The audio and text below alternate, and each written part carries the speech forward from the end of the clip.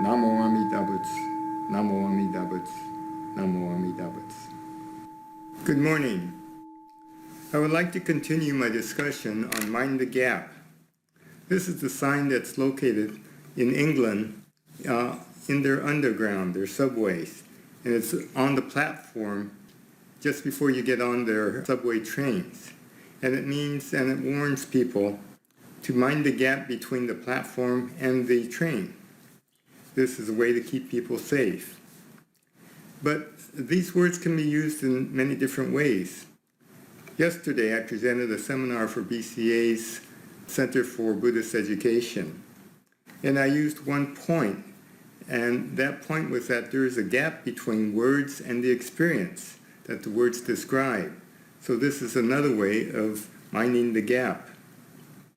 I remember advising my sons that to be successful, all you had to do was say what you were going to do and then to do it.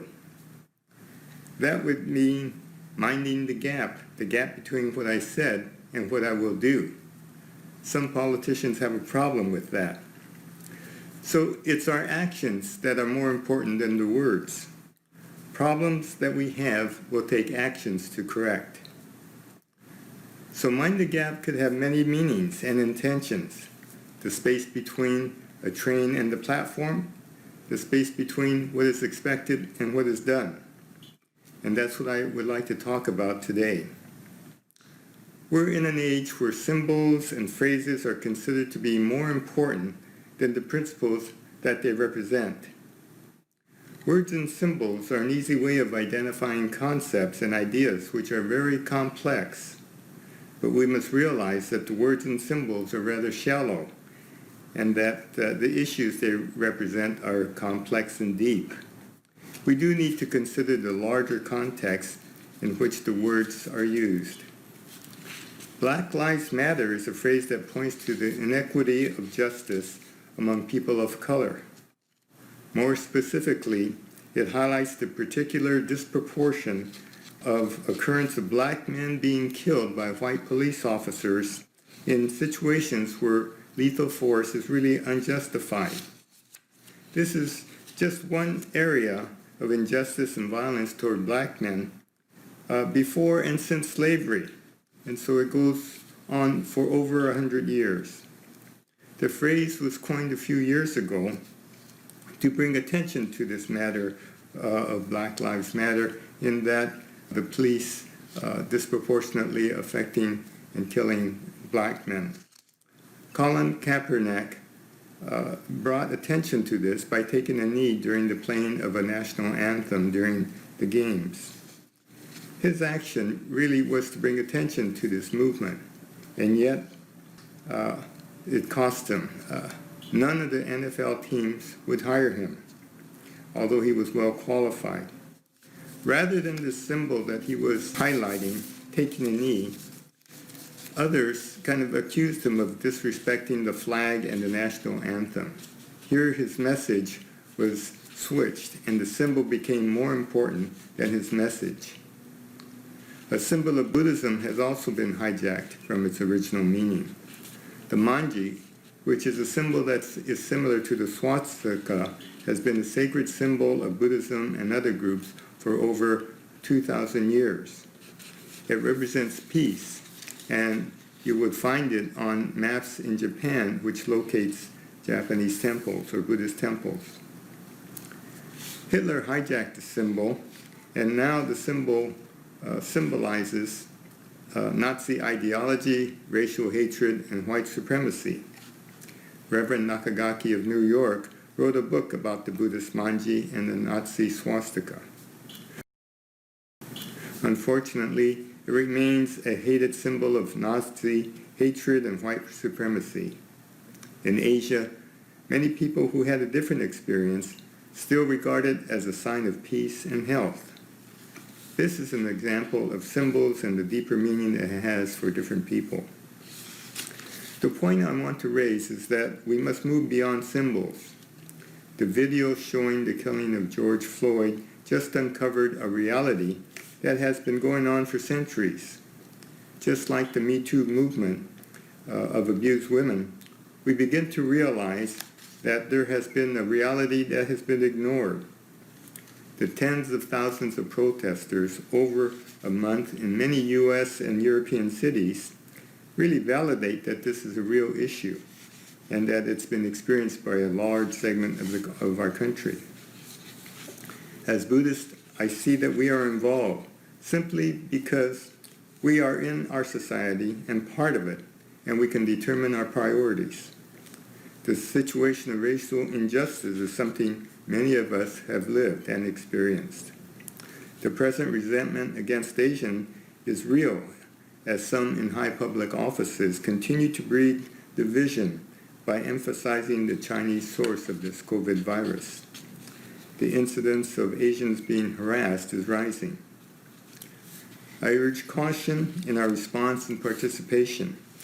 This is an ongoing situation. It will take more than protests in the streets.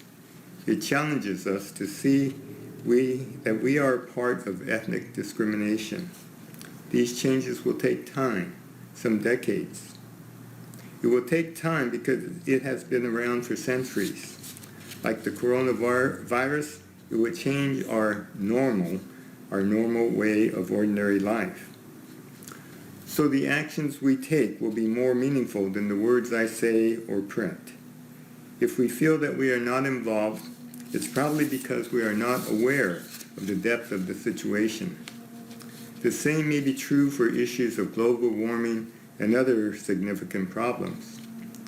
Because we know the interdependence of all things, we know that we are involved at some level. It is our responsibility to act. It is not a choice between two equal factions. A couple of weeks ago, I spoke about the inner teenager. Psychologists tell us that almost all of us have parts of our character that are stuck in childhood or our teenage years. The shadow part of us comes out when we are challenged or stressed. The more mature adults have outgrown this stage. These grown adults must provide guidance to resolve these problems. If we feel that we are not yet mature adults, we should determine who is and follow them. For medical problems, we seek out a competent doctor. For financial issues, we seek out a qualified accountant. For sports, dining, or entertainment concerns, we seek out people who we trust in those areas. The behavior of people during this COVID-19 pandemic is an example of people behaving responsibly and those who are behaving like teenagers. While all the health experts recommend that physical distancing and the wearing of masks are very important, we see on TV many people behaving as if this virus did not exist. Studies show that states and counties that mandate the wearing of masks have had a much lower incidence of infection. Areas of immature behavior show a sudden spike in infection rates. These people claim individual freedom is paramount. However, this behavior affects all of us. Unfortunately, the increase of infection in San Diego means that there will be a delay in our opening up for any type of service, physical service, at our temples. But the same has been true for things like smoking, driving too fast, not wearing seat belts, not being vaccinated. Those who do not comply endanger others. We have grown past these poor behaviors that can harm all of us. Mature adults have prevailed. Bishop Harada reminds us in his video talks that the third vow of the 38 vows of the Bodhisattva Dhammakaya tells us that Amida sees all people in the color of gold. This signifies that people of all ethnicities are the same, and the gold color signifies their high value. So it will take action by each one of us to participate in some way to establish a society that treats all people equally. If we do not see this as a problem, it may be because it is hidden from us. As we become aware, we must act to correct the injustice, and the injustice to part of us is an injury to all of us. The problem of racial injustice abuse of women, global warming, and many other concerns are our problem. A life of awakening is a life of growth. Let us live with wisdom and compassion. Please join me in Gassho as we become aware of the benefits of Amita's compassion and our part in displaying this act of compassion and kindness to all who are around us. Gassho. Namo Amida Butsu. Namo Amida Butsu. Namo Amida Butsu.